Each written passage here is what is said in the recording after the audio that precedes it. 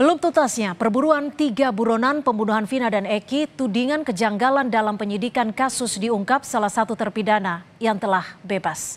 Keluarga korban menanti keadilan untuk Vina.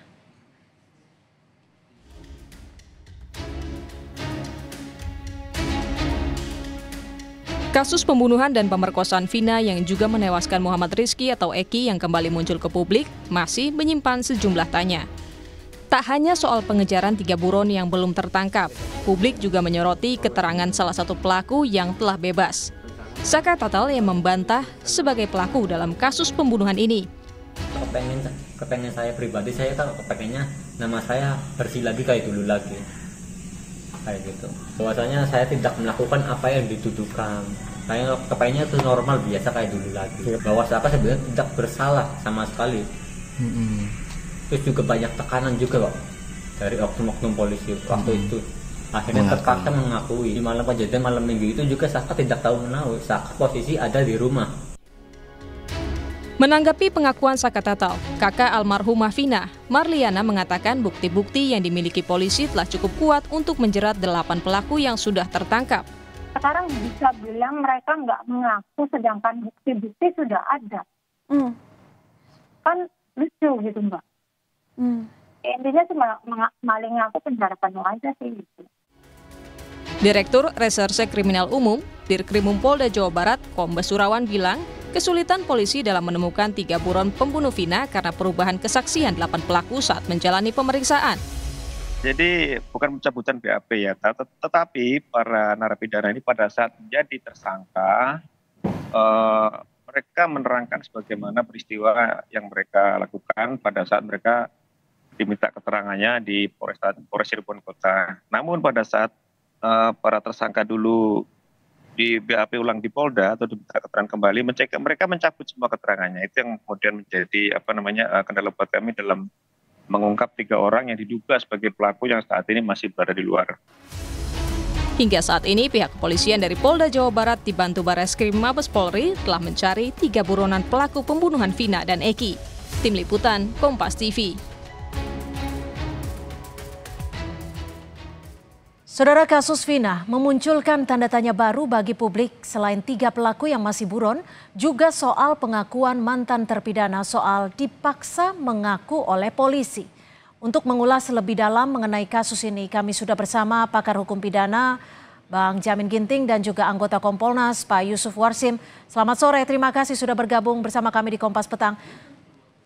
Saya ke Pak Yusuf terlebih dahulu.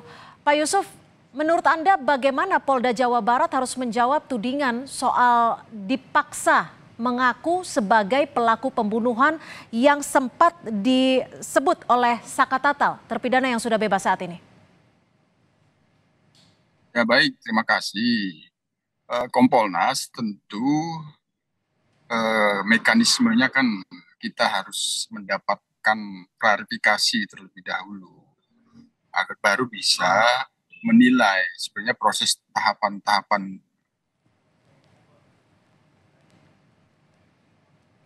Mohon maaf, audionya Pak Yusuf. Ini sudah kami mintakan.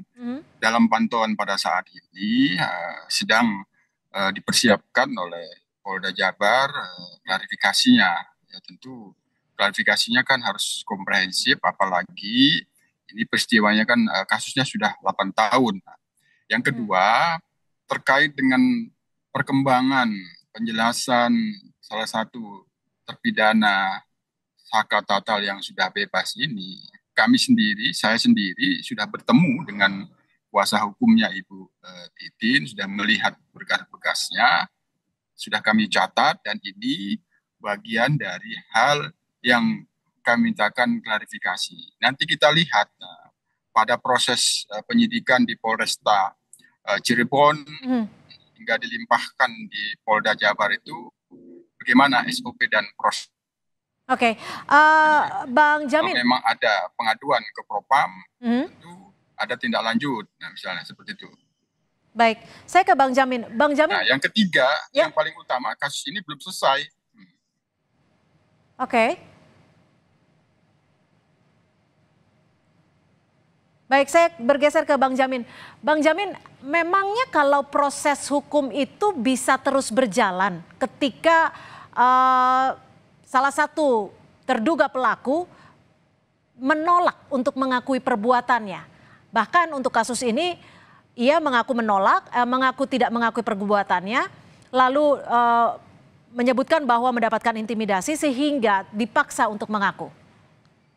Ya, makasih Mbak Setia. Jadi dari 8 terpidana karena memang sudah dihukum ya, ini tentu kita melihat prosedur mereka menjadi tersangka, lalu terdakwa dan terpidana itu sudah melalui prosedur yang benar nggak begitu ya, berdasarkan bukti-bukti yang ada. Jangan-jangan di antara mereka ditekan sehingga satu dan di antara mereka menjadi saksi di antara mereka untuk memberatkan mereka sendiri.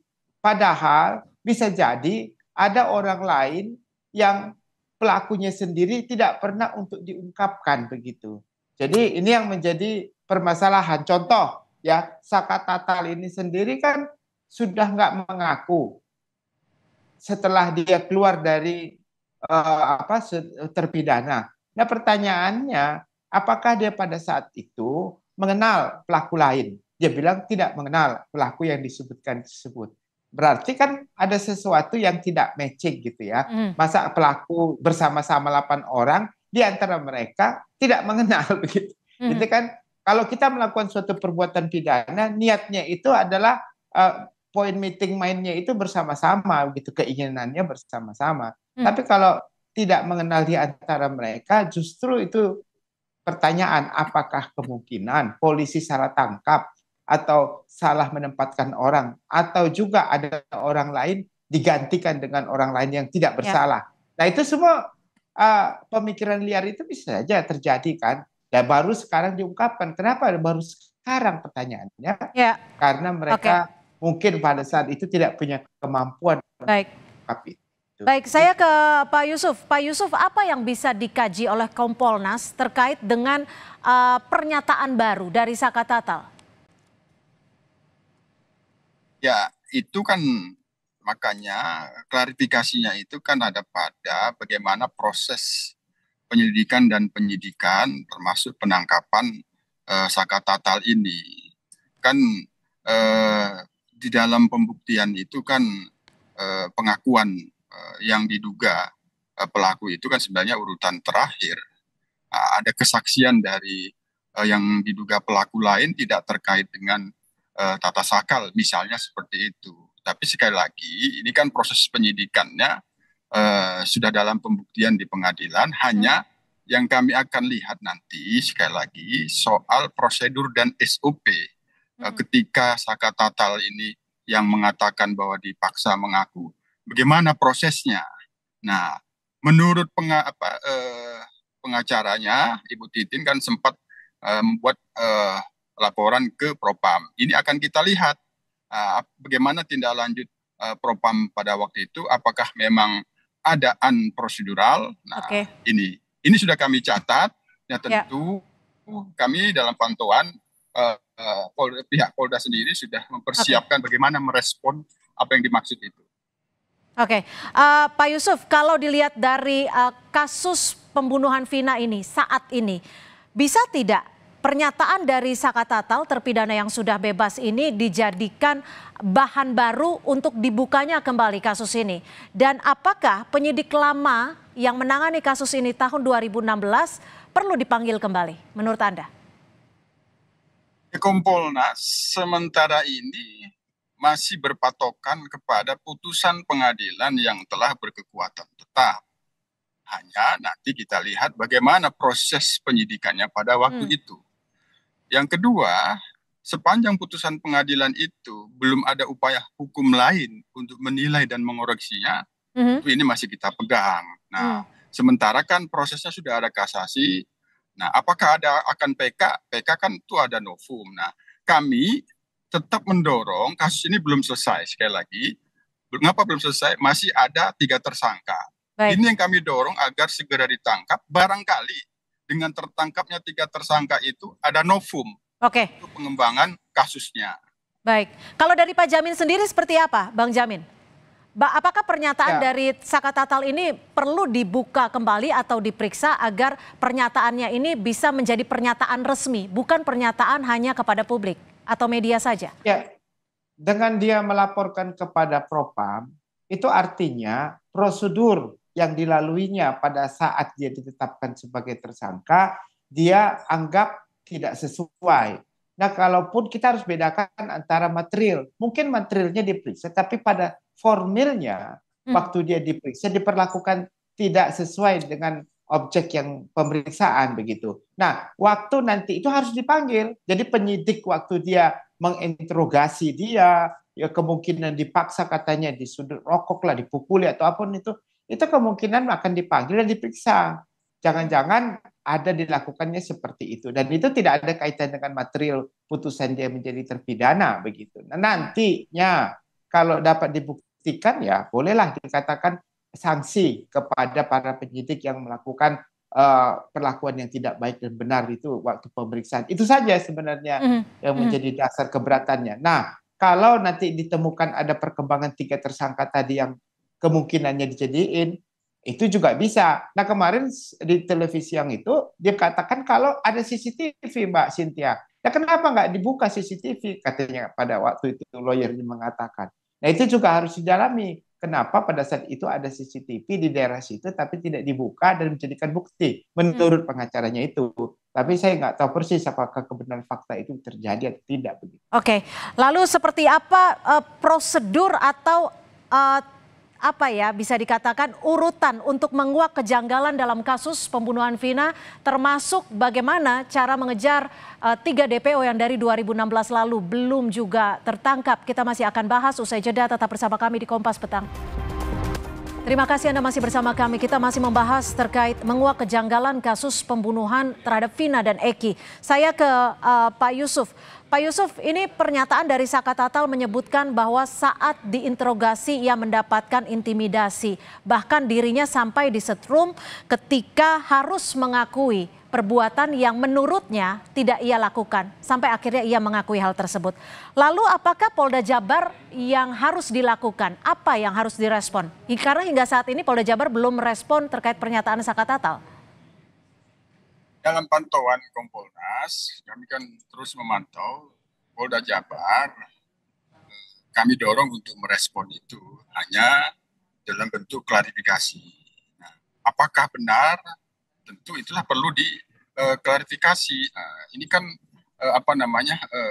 menjelaskan sesuatu yang didugaan prosedural, tidak sesuai dengan SOP. Ya, tentu memang ini kami dorong bisa direspon, diberikan penjelasan. Nah, inilah nanti kita lihat penjelasannya seperti apakah memang ada seperti itu.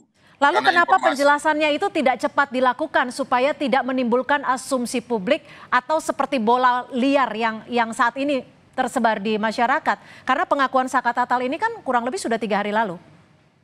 Ya kan ini kan kasusnya perlu kita pahami juga kan sudah 8 tahun dan kerangka pemikirannya ada kerangka putusan pengadilan yang sudah ingkrah, berkasnya kan harus dilihat kembali. Nah, kami sendiri sudah menunggu, memang sedang dipersiapkan klarifikasinya. Namun sekali lagi ini sudah kami catat, ini kami akan tanyakan apabila memang ada waktu itu diadukan ke Propam, tentu pasti ada tindak lanjutnya seperti apa. Nah, ini dulu yang kita akan lakukan permintaan penjelasannya. Mudah-mudahan secepatnya minggu depan ini sudah mendapatkan klarifikasi. Baik, saya ke Bang Jamin. Bang Jamin, ini pelaku pernah mengajukan kasasi dan bahkan gerasi tapi ditolak. Apa yang Anda bisa baca terkait hal ini? Ya, sekarang begini ya. Ini kan mengenai material. Kalau mengenai material, pengadilan itu hanya melihat apa yang disampaikan oleh penyidik dan jaksa. Dan orang-orang ini saya yakin ya, kuasa hukumnya waktu mendampinginya juga ya tentu sulit ya untuk menyatakan untuk ini sebagai pelaku, dia bukan pelaku. Dan akhirnya pengadilan tinggi, pengadilan kasasi tetap putusannya seperti itu begitu. Tapi yang penting itu pada saat mereka diperiksa pertama sekali. Kalau orang mengaku, contohnya dia bukan pelaku, tapi karena disetrum, dipukuli, kamu harus ngaku. Akhirnya sampai ke pengadilan karena dia nggak dibekali ilmu pengetahuan hukum yang benar dan pendampingan yang mungkinnya kurang maksimum atau bagaimana ya, sehingga kemungkinannya dia itu akhirnya ngaku-ngaku aja begitulah. Ya, jadi itu yang menjadi permasalahan begitu, walaupun sebenarnya dia bukan pelakunya. Makanya tadi harusnya Polri ini jangan kasih penjelasan, tetapi pemeriksaan, ya, pemeriksaan terhadap orang-orang yang melakukan penyidikan dan menetapkan orang ini sebagai tersangka di tingkat kepolisian pertama sekali. Kalau sudah ada kan, nah, itu yang harus dilakukan. Baru tapi selain memanggil para penyidik yang saat itu memeriksa atau menangani kasus ini, apa yang bisa dilakukan para terpidana ini atau Saka Tatal yang mengaku merupakan korban salah tangkap? Ya, bisa ke Komnas HAM. Komnas HAM kan dia hak asasi ya, menyangkut tentang hak asasi mereka itu dilanggar, memperlakukan objek pemeriksaan sebagai orang yang diperiksa tapi dengan cara-cara yang tidak benar yang melanggar hak asasi manusia mereka. Saya kira Komnas HAM harus ikut terlibat ya dalam hal ini begitu, supaya prinsip-prinsip dasar hak asasi manusia itu bisa ditegakkan begitu. Nah, makanya saya katakan itu pertama. Tapi kalau secara internal itu kan kewenangan Propam. Makanya kalau sudah ada Propam harus sigap gitu, Propamnya harus siap, harus diperiksa semuanya. Dan harus siapa penyidik yang pertama sekali memeriksa tersebut. Apa yang mereka lakukan? Seperti apa yang mereka lakukan? Nah, itu yang harus dilakukan, Mbak Cynthia. Oke, Pak Yusuf, apa yang bisa dilakukan Kompolnas agar dugaan kesalahan prosedur atau prosedur yang dinilai sebagai tindakan berlebihan yang diakui oleh Saka Tatal bisa terkuak? Ya, sekali lagi kami akan melihat klarifikasinya terlebih dahulu. Jangan-jangan pada waktu itu sudah ada tindak lanjut, sudah ada pemeriksaan. Nah, katakanlah ada, terus pelanggaran disiplin, terus ditegur. Nah, tapi kan proses penyidikannya tetap berjalan. Katakanlah diduga diganti penyidiknya, tapi kan penyidikannya bisa dilanjutkan oleh penyidik baru. Katakanlah seperti itu. Kami akan lihat dulu hasil klarifikasinya seperti apa. Apabila memang ada pengaduan pada waktu itu tindak lanjutnya belum maksimal, maka tentu kami akan rekomendasikan bisa dilihat kembali berkasnya untuk didalami kembali apabila memang diperlukan pemeriksaan kembali terkait, sekali lagi terkait dengan unprocedural atau tidak. Nah, itu kalau materialnya kan sudah dalam pembuktian di pengadilan. Yang dimaksud oleh salah satu terpidana ini kan soal unprocedural atau tidak, itu yang akan kami lihat. Baik, terima kasih Pak Yusuf Warsim, anggota Kompolnas, dan juga Bang Jamin Ginting, pakar hukum pidana, sudah memberikan perspektif ya pada Kompas Petang sore hari ini. Terima kasih, selamat sore.